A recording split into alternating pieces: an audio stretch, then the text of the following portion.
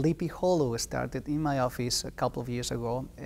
William Withem, one of our DMA students, came to show me a couple of his pieces. He asked me if I would be willing to compose a small opera for young people. I got a chance to meet with Bill and I listened to some of the music and I thought, well, there's some real possibilities here. We started with a small idea. The whole idea was to write something for a couple of singers and small ensemble, something that we can present in a small venue. As soon as we saw the project developing, the project grew and grew and grew more.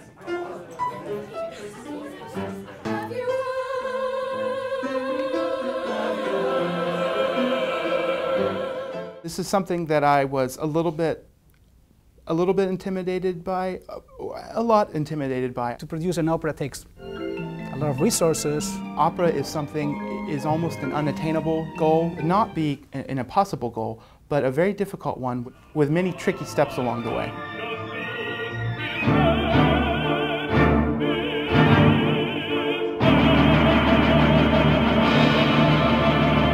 This is a very unique opportunity for Bill, and I am absolutely convinced that he will be successful.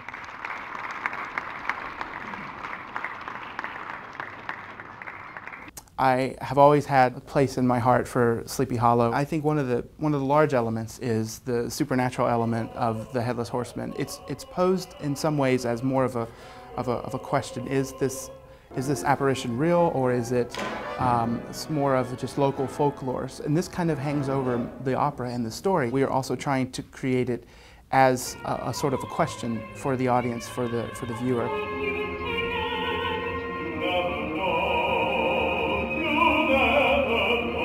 But you have to have good lead characters that you care about. I think for us, the hard part was to make this both cinematic and yet realistic. The hardest thing was to figure out how do we tell the story and yet be practical about how to actually stage it in a three-dimensional sense, and also on a limited budget, on a university budget. I do believe this is one of the first times at Michigan State that they've had a situation like this where a doctoral student has written something that has been performed. We originated this here.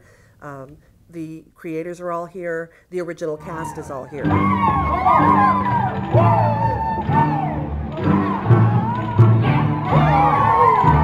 We're trying to do something very experimental, which is to use digital backgrounds. This is certainly new to MSU. It is the first opera that will be using digital set design, where the set moves around the actors on the screen as if it were in a movie. Each scene was very seamless and they all tied together, making it difficult to do a physical set design. You hear noise of set moving and it really takes you out of the environment. What worked well with Sleepy Hollow is it seemed to be written for this digital set.